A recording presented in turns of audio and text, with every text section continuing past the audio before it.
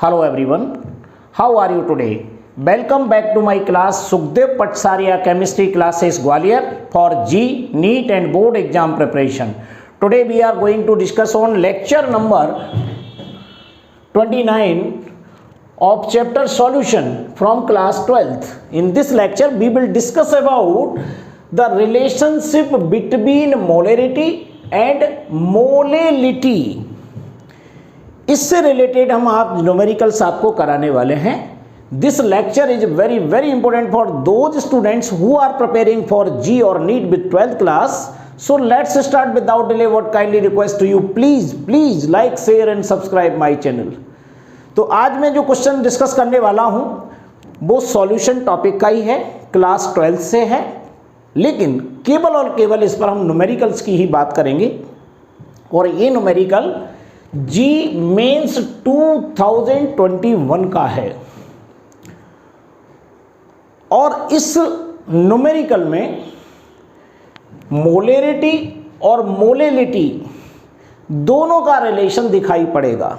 ये न्यूमेरिकल निश्चित रूप से टफ माना जाता है, हार्ड माना जाता है, लेकिन मैं आपको सिंपल ट्रिकी फॉर्मूला द्वारा इसको निकालना कम समय में सिखाऊंगा. क्योंकि अगर मोलैरिटी और मोलैलिटी दोनों ही किसी न्यूमेरिकल्स में दिया हो तो निकालना थोड़ा टफ होता है. इसलिए मैंने आपके लिए एक सिंपल सा ट्रिकी फॉर्मूला आज मैं सिखाने वाला हूं और उसी से आप इस न्यूमेरिकल को सीखेंगे. तो जरा सबसे पहले हम इस न्यूमेरिकल को पढ़ लें, ये क्या कह रहा है, उसके बाद में अपन बात करते हैं कि इसमें हमें कौन सा फॉर्मूला लगाना है और कैसे इसको सॉल्व करना है. ठीक है, तो चलिए इसको देखें. Lecture number 29, an aqueous potassium chloride solution of density 1.20 gram mole per litre has a molality of 3.30 mole per gram. The molarity of the solution in mole per litre is ... nearest integer. Objective नहीं है, integer type question है. 2 word में answer देना है या 1 word में answer देना है. तो इंटीजर टाइप क्वेश्चन आपने पहले भी 2 क्वेश्चन सीख चुके हो, आपको पता होगा कैसे आंसर देना है. अब इस क्वेश्चन में देखिए कि मोलैलिटी दी गई है और मोलैरिटी आपको फाइंड करना है. और बहुत सारी जो वैल्यू होती हैं जो मोलैरिटी और मोलैलिटी की डेफिनेशंस में होती है वो इसमें है ही नहीं. ना तो मास ऑफ सॉल्यूट दिया है, ना ही वॉल्यूम ऑफ सॉल्यूशन दिया है, ना मोल्स दिए हैं, केवल मोलैलिटी दी है और मोलैरिटी निकालना है. तो क्वेश्चन टफ हो गया. तो इसे निकालने के लिए मैं आपको एक फॉर्मूला अभी आपको लिख रहा हूं और इस फॉर्मूले के माध्यम से इस क्वेश्चन को बड़े आसानी से आप 2 मिनट में निकाल पाएंगे. देखिए जरा इस क्वेश्चन को कैसे करते हैं, क्योंकि जब भी आपको पहचान बता दूं मोलैरिटी और मोलैलिटी में से कोई एक वैल्यू दी है और दूसरी निकालना हो, साथ में डेंसिटी उसमें पुट की गई हो, तो आपको ये फॉर्मूला यूज कर सकते हो, वरना सिंपल फॉर्मूले से निकाल सकते थे. तो चलिए सबसे पहले मैं आपको इसमें relationship between molarity and molality का फॉर्मूला बता देता हूं. और वो फॉर्मूला है, देखिए यहां, डेंसिटी इज इक्वल टू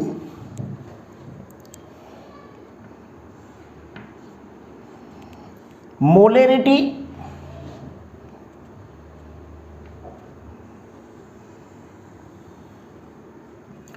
और अंदर ब्रैकेट में आएगा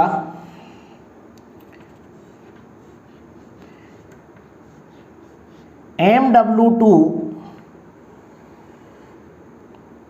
अपॉन 1000. ये देखिए MW2 अपॉन 1000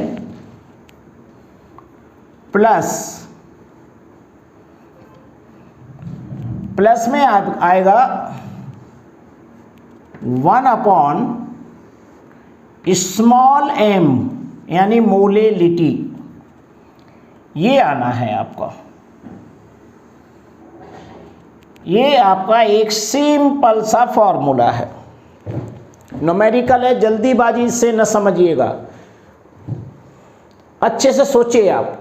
ये आपको फार्मूला दिखाई दे रहा होगा, density is equal to capital M molarity, MW2 means होता है मास ऑफ सॉल्यूट, यानी इसमें मास W2 होता है लेकिन मैंने M और लगा दिया है, तो ये हो गया मॉलिक्यूलर वेट ऑफ सॉल्यूट। ये हम आसानी से निकाल पाएंगे। 1000 डिवाइडेड किया है, प्लस लगा के 1 अपॉन स्मॉल m मीन्स होता है यहाँ पे मोलेरिटी। ठीक है, अब आपको 2-3 चीजें मैं आपको बता देता हूं कि क्या क्या है, ये लिख देता हूं यहां पर। D is equal to density, और ये दी गई है डेंसिटी, देख लीजिए इसके अंदर आपको डेंसिटी कहीं दिखाई देगी, KCl सॉल्यूशन ऑफ डेंसिटी 1.20 ग्राम, तो ये दिया है 1.20 ग्राम। ये आपका नाम भी आ गया और आपकी वैल्यू भी समझ में आ गई होगी। ओके, दूसरे नंबर पर देखिए ये क्या है, M यानी मोलेरिटी। ध्यान दीजिए ये क्या है, मोलेरिटी, और मोलेरिटी हमें फाइंड करना है, तो इसको मैं यहां पर क्वेश्चन मार्क लगा देता हूं। मोलेरिटी हमें फाइंड करना है। नेक्स्ट आता है MW2, शायद आप भूल जाएंगे इसलिए मैं इसको लिख के भी बता रहा हूं। MW सफिक्स में लगा है 2, MW2 इज इक्वल टू होता है मॉलिक्यूलर वेट या मास ऑफ सॉल्यूट। यहां पर सॉल्यूट KCl है बच्चों, क्या है सॉल्यूट, KCl। तो यहां पर आपको सीधा मैं मॉलिक्यूलर वेट निकालना भी बता देता हूं। ये KCl का K का होता है 39 प्लस Cl का होता है 35.5, यहां पर हम ऐड कर देंगे तो कितना हो जाएगा, ये 9 5 14 4 ये आ जाएंगे, यहां पर 4 3 और 3 6 1 7 74.4। एक बार देख लीजिए अच्छे, ये इसका मॉलिक्यूलर वेट आ गया सॉल्यूट का KCl का। अगर न्यूमेरिकल में नहीं दिया हो तो आप ऐसे निकाल लेना, दिया हो तो नो प्रॉब्लम। इस वाले न्यूमेरिकल में दिया हुआ था, मैंने यहाँ पर बताया नहीं है जिससे आपको मैं निकालना सिखा सकूं, तो आपको ये भी निकालना नहीं पड़ेगा, ये टाइम आपका बच जाएगा। अगला है 1000 दिख ही रहा है, 1 से कोई मतलब नहीं। स्मॉल m यहाँ पर मोलेलिटी है, small m is equal to molality, और मोलेलिटी हमें दी गई है, कितनी दी गई है मोलेलिटी, ये देख लीजिए यहां पर मोलेलिटी ऑफ 3.30 मोल पर किलोग्राम, 3.30, तो यहां पर लिख देते हैं 3.30 मोल पर केजी। ये मैंने सारी वैल्यू गिवन है या हमें फाइंड करना है, ये दी गई है। अब आप देखेंगे जब आपका फॉर्मूला आप सामने देख रहे हैं, इस फॉर्मूले में हमें M निकालना है, D दिया हुआ है, MW2 हमने निकाल ही लिया है और स्मॉल m हमें फाइंड करना है, तो आसानी से फॉर्मूले से हम वैल्यू निकाल सकते हैं। तो पहले तो हम फॉर्मूला कन्वर्ट करना सीख लें। जब m निकालना है तो ये सारी की सारी वैल्यू D के नीचे पहुंच जाएगी। ये भी फॉर्मूला आपको बना के बता देते हैं, तो पहले फॉर्मूला लिख लेते हैं। और में लिखना है capital M is equal to D upon, D में अपॉन में क्या आएगा,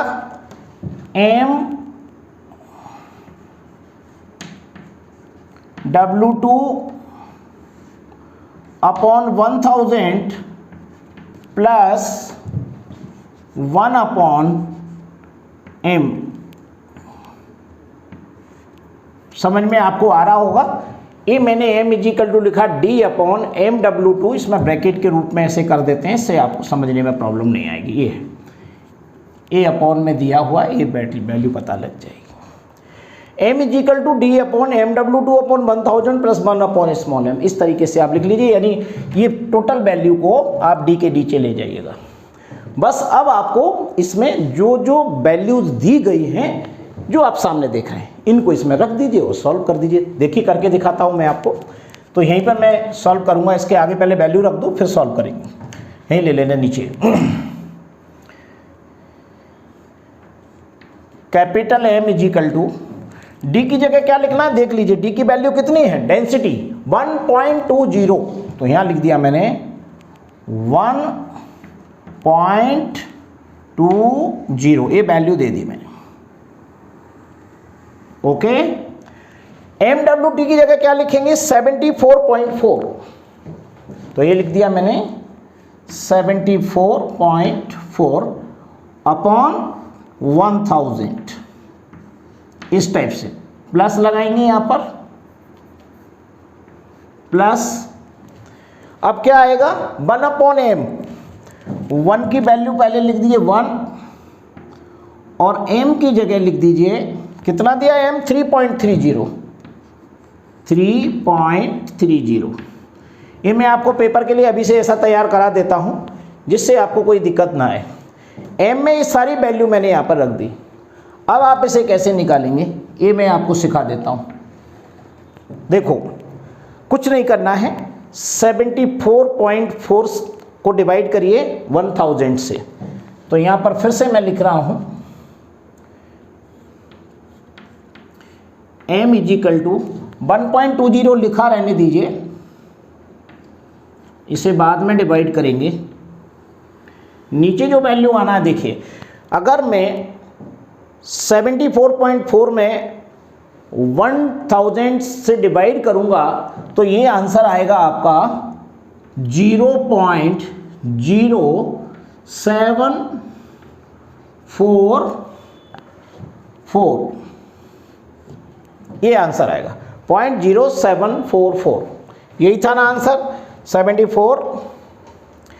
ये यहाँ पर थोड़ा सा चेंज कर लीजिएगा, ये 35.5 कर दीजिए। होती तो वैल्यू 5 है, मैंने 4 कर दिया था। तो यहाँ पर भी क्या आएगा 5 आएगा, सब जगह 5 आ जाएगा। तो यहाँ भी कितना आएगा 5 आ जाएगा।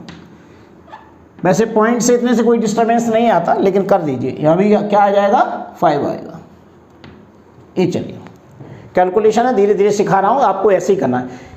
इसको डिवाइड कर दीजिए 1000 से, ये आंसर आएगा 0.0745। उसके बाद प्लस लगाया, नीचे वाली वैल्यू सॉल्व कर रहा हूँ और 1 में 3.30 का डिवाइड कर दीजिए। तो ये आएगा आपका 0.303। ये आपकी वैल्यू आ गई इसकी और इसकी। अब इन दोनों को जोड़ करके 1.20 में डिवाइड कर दीजिए, आपका आंसर आ जाएगा। तो देखिए आप क्या लिखेंगे, इसको मैं आपको पहले जोड़ के दिखा देता हूँ, इसको देख लीजिए। इसको अलग से बता रहा हूँ, 0.745 और 0.303 ये वैल्यू है हमारे पास। 1 मिनट, 0.0 है, यहाँ आएगा 0.0, इसको ऐड करना है 0.0745 ये दिया हुआ है और 0.303 ये वाला वैल्यू लिखना है। इसको ऐड कर देंगे तो ये आ जाएगा 5, 4 और 3 7, ये भी 7 और ये आ जाएगा 3, यहाँ पॉइंट और यहाँ 0.377 ये आ गया। तो m इज इक्वल टू लिखेंगे 1.20 अपॉन ये वाली वैल्यू लिखो 0.377, 0.377 ये कर दिया। बस अब इसमें भाग दे दीजिए 0.377 का, तो ये आंसर आ जाएगा आपका 3.17, इसके आसपास ही आएगा। ये आपका मोल पर लीटर, मोल पर लीटर, मोल्स की वैल्यू ये आया। अब हमें इंटीजर टाइप में आंसर केवल 3 माना जाएगा। तो यहाँ पर जो आंसर इसकी जगह जो वैल्यू आएगी वो आंसर क्या आएगा, molarity is equal to molarity रिटी इज इक्वल टू, यहाँ पर 3 लिखेंगे, 3, ये नियरेस्ट इंटीजर ही आ गया आपका। ऐसे देखिए ये कि स्टेप में इस सवाल को सॉल्व करना थी, ये मैंने आपको अभी प्लस करके दिखाया है इन दो वैल्यूज़ को। फिर 120 ओपन ये लिखा, डिवाइड करने पर ये वाला आंसर आया 3.17 मोल पर लीटर। अगर आप में जितनी स्पीड होगी कैलकुलेशन की उतना आज अच्छा कर पाएंगे आप। तो अगर आपको मोलरिटी और मोलेलिटी से रिलेशनशिप वाला कोई क्वेश्चन आता है तो इस क्वेश्चन को मैं अलग अलग भी सॉल्व कर सकते हैं। डेंसिटी से मास निकाल लेते, मोलेरिटी निकालते, मोलेलिटी में आंसर रखते, बहुत कठिन और बड़ा क्वेश्चन हो जाता, 12th क्लास जैसा क्वेश्चन बन जाता जो कि आपको 5 से 7 मिनट ले लेता। इस फॉर्मूले से आप आराम में 2 से 2.5 मिनट में इस क्वेश्चन को सॉल्व कर सकते हैं अगर मेरी प्रोसेस से करते हो तो। वैल्यू लिखना सीख लीजिए, फॉर्मूला याद कर लीजिए। और ये JEE का चूंकि क्वेश्चन है तो कोई सिंपल क्वेश्चन तो नहीं कहेंगे, इसी टाइप के क्वेश्चन आते हैं। मैंने जो देखा है कि 20 इयर्स के हम जी मेंस और एडवांस के अगर सारे क्वेश्चन सॉल्व कर लेते हैं तो हर पैटर्न आपको हर साल वो ही मिलने वाला है।